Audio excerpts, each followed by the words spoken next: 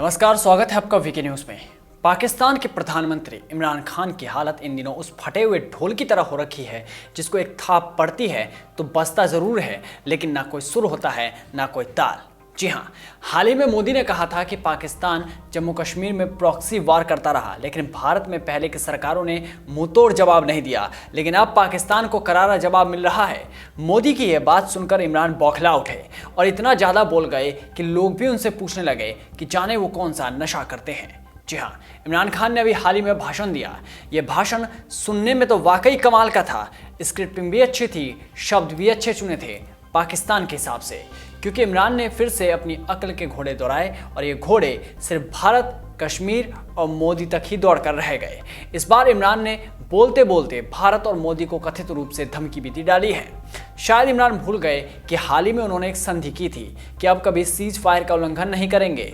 समझ नहीं आता कितना नशा क्यों करते हैं जनाब, जो भूलने की बीमारी हो गई है। पर उन्हें याद दिला दे कि ये संधि भी इसलिए की गई क्योंकि भारत ने पाकिस्तान के बंदूक की नलियां तोड़नी शुरू कर दी है। इतने बारूद बरसाए आतंकियों पर कि पाकिस्तान घुटने टेकने पर मजबूर हो जाए। ये बात इमरान भूल गए।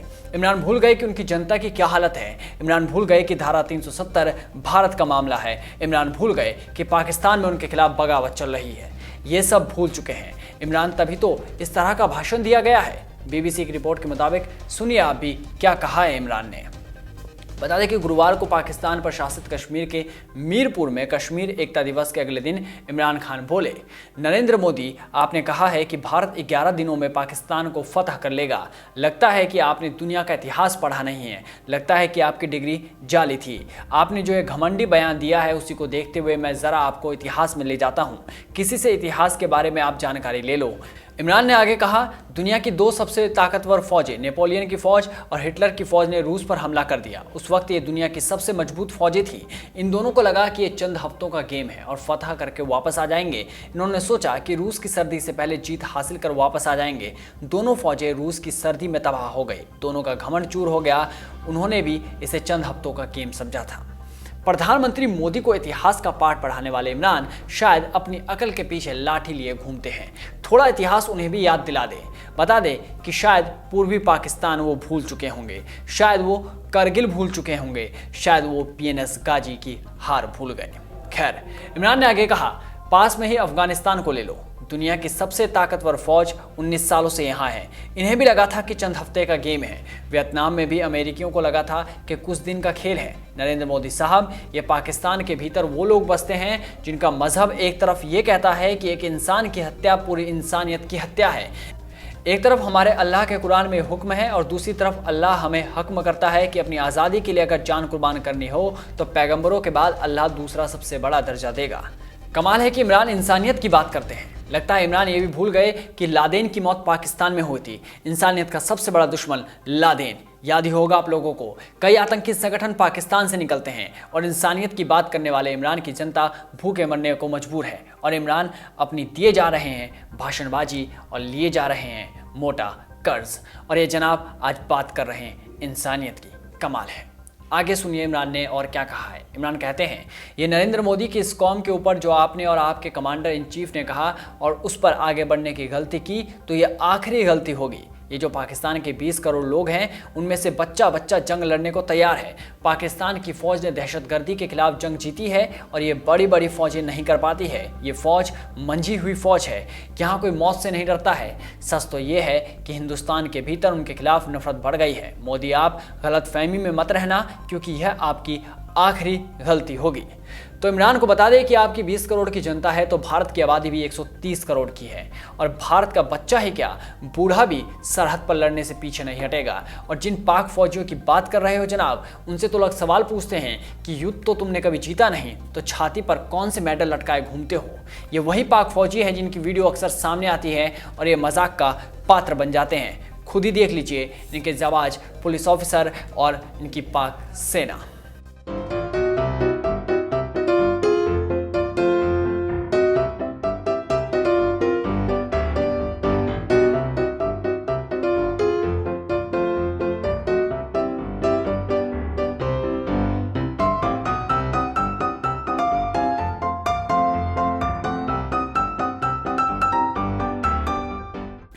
अब आप सोच रहे होंगे कि इमरान ऐसी बकैती क्यों कर रहे हैं, तो बता दें कि पीएम मोदी ने कहा था कि पहले की सरकारें पाकिस्तान के छद्म युद्ध के खिलाफ फौज को मुंहतोड़ जवाब देने के लिए अनुमति नहीं देती थी, लेकिन अब खुली अनुमति है। मोदी ने कहा, हमने सर्जिकल स्ट्राइक की, एयर स्ट्राइक की, ताकि छद्म युद्ध चलाने वालों को सबक मिले। इन 2 स्ट्राइक से न केवल जम्मू कश्मीर में शांति आई है, बल्कि देश के बाकी हिस्सों में भी शांति आई है। इससे पहले भारत के सेना प्रमुख जनरल मनोज मुकुंद नरवणे ने भी कहा था कि अगर संसद ने आदेश दिया तो भारत की सेना पाकिस्तान के नियंत्रण वाले कश्मीर कार्रवाई करने के लिए तैयार है। बता दें कि अमित शाह ने भी एक बार संसद में कहा था कि हम पीओके के लिए अपनी जान देनी पड़े तो वो भी दे देंगे। इसलिए एग्रेसिव हूं कि जम्मू एंड कश्मीर के पीओके को आप भारत का हिस्सा नहीं मानते हो क्या? एग्रेसिव ना हो, जान दे देंगे इसके लिए। क्या बात कर रहे हो आप? एग्रेसिव होने की क्या बात कर रहे हो? समझे आप कि इमरान के डर का क्या कारण है? आगे सुनिए इमरान ने और क्या बकैती की है, क्योंकि इमरान का भाषण बिना कश्मीर के कैसे पूरा हो सकता है। तो खान ने कहा, भारत ने कश्मीर के भीतर हमारे 80 लाख लोगों को कैद कर रखा है। उन 80 लाख लोगों के साथ पूरा पाकिस्तान खड़ा है। आज हम उनको ये पैगाम देना चाहते हैं कि अल्लाह ने कहा है कि हर मुश्किल के बाद अच्छे दिन आते हैं। मैं आपको यही पैगाम दे रहा हूँ, कश्मीरियों के लिए बड़ा अच्छा वक्त आने वाला है। नरेंद्र मोदी ने जो 6 महीने पहले हिमाकत की, वो उनकी अकल पर पर्दे पड़ने का नतीजा है। नरेंद्र मोदी ने 5 अगस्त को घमंड में कदम उठाया। ऐसा इंसान घमंड में ही करता है। मोदी ने जो किया है उसका नतीजा कश्मीर की आज़ादी है। 5 अगस्त से पहले दुनिया में कश्मीर का कोई नाम लेवा नहीं था। यहाँ तक कि पाकिस्तान के लोग भी दुनिया में कश्मीर के बारे में बात नहीं करते थे। दुनिया भी कश्मीर को भूल गई थी। लेकिन इन 6 महीनों में कश्मीर का जितना अंतर्राष्ट्रीयकरण हुआ है उतना कभी नहीं हुआ। इससे पहले भारत कश्मीर को अंदरूनी मसला बताता था, लेकिन मोदी ने चुनाव जीतने के बाद घमंड में 5 अगस्त को 2 कदम उठाए, जिससे कश्मीर की आज़ादी का रास्ता और आसान हो गया। अब इमरान खान को कौन समझाए कि कश्मीर का रोना सिर्फ आप ही रो रहे हैं और कोई नहीं, तो रोइए और रोइए, जितना रो सकते हैं रोइए। अंतर्राष्ट्रीय तौर पर ही क्या, अंतरिक्ष में जाकर भी रोइए। क्या पता कोई एलियन ही आपकी बात सुन ले। अच्छा है, रोने से दुख कम होता है, तो रोते रहिए, लगातार रोते रहिए। खैर, इमरान ने आगे कहा कि बालाकोट में घमंड में भारत ने हमारे पैर शहीद किए और कहने लगा कि पाकिस्तान के 350 दहशतगर्द मार दिए हैं। बड़ी बड़ी मूंछों वाला उनका पायलट गिरा तो तुरंत वापस कर दिया। हम जंग नहीं चाहते हैं। हमने ईरान और सऊदी के बीच अमन कायम करने की कोशिश की, लेकिन नरेंद्र मोदी ने अपने चुनावी कैंपेन में पाकिस्तान विरोधी अभियान चलाया। उन्होंने कहा कि पाकिस्तान ने डर कर पायलट को वापस कर दिया। जब भी किसी कैंपेन में नफरत फैलाकर वोट लेते हैं तो जीतने के बाद हमेशा तबाही आती है। इमरान यहाँ भी इस बयान के बाद भी शायद, इस भाषण का जो एक पार्ट है, इसके बाद भी शायद अपने ही संसद की बात भूल गए। ये बात हम आपको याद दिलाते हैं, देखिए। अभिनंदन की क्या बात करते हैं? मुझे याद है शाह महमूद कुरैशी साहब उस मीटिंग में थे जिसमें प्राइम मिनिस्टर साहब ने आने से इनकार कर दिया और चीफ ऑफ आर्मी स्टाफ तशरीफ लाए। पैर कांप रहे थे, पसीने माथे पे थे और हमसे शाह महमूद साहब ने कहा, फॉरेन मिनिस्टर साहब ने, कि खुदा का वास्ता है अब इसको वापस जाने दें, क्योंकि 9 बजे रात को हिंदुस्तान पाकिस्तान पे अटैक कर रहा है। तो देखा आपने, ये संसद में कही बात थी। ये वीडियो तो पूरी दुनिया ने देखा था इमरान खान, तो आपने नहीं देखा क्या? देख लीजिए, वीडियो पाकिस्तान के संसद की है।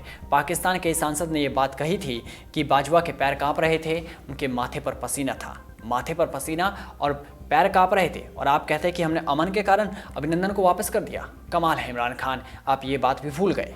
खैर, इमरान खान ने आगे कहा कि आरएसएस का उद्देश्य था कि कश्मीरियों को डराकर उन्हें फैसला मानने पर मजबूर कर दो, लेकिन ऐसा नहीं हो पाया। मुझे लग रहा है कि कश्मीर का अच्छा वक्त आ गया। जिस दिन कर्फ्यू हटेगा उस दिन इंसानों का समंदर निकलेगा और एक ही आवाज़ आएगी, आज़ादी। अल्लाह कहता है कि वह हर मुश्किल के बाद आसानी पैदा करता है और उस आसानी का वक्त कश्मीर में आ गया है। ये सारी बातें इमरान खान ने अपने भाषण में कही। देखा आपने कि किस तरह इमरान खान लोगों को बरगलाने की कोशिश कर रहे हैं, किस तरह के सब्ज बाग दिखाए जा रहे हैं। वाकई इमरान का भाषण तो अच्छा था, लेकिन ये सिर्फ भाषण ही है, खोखला भाषण, इससे ज़्यादा कुछ नहीं, क्योंकि इस तरह की बातें इमरान और उनके मंत्री पहले भी करते रहे हैं। जबकि सच ये है कि पाकिस्तान के हर बाशिंदे पर अभी लाखों का कर्ज है, पाकिस्तान के ऊपर लाखों का कर्ज है। वहाँ जनता को रोटी नहीं मिल रही और इमरान खान अभी भी कश्मीर पर ही रोए जा रहे हैं। रोते रहिए इमरान खान, रोते रहिए। इस वीडियो में बस इतना ही। देश और दुनिया की तमाम बड़ी खबरों से जुड़े रहने के लिए बने रहिए वीकी न्यूज़ के साथ। नमस्कार।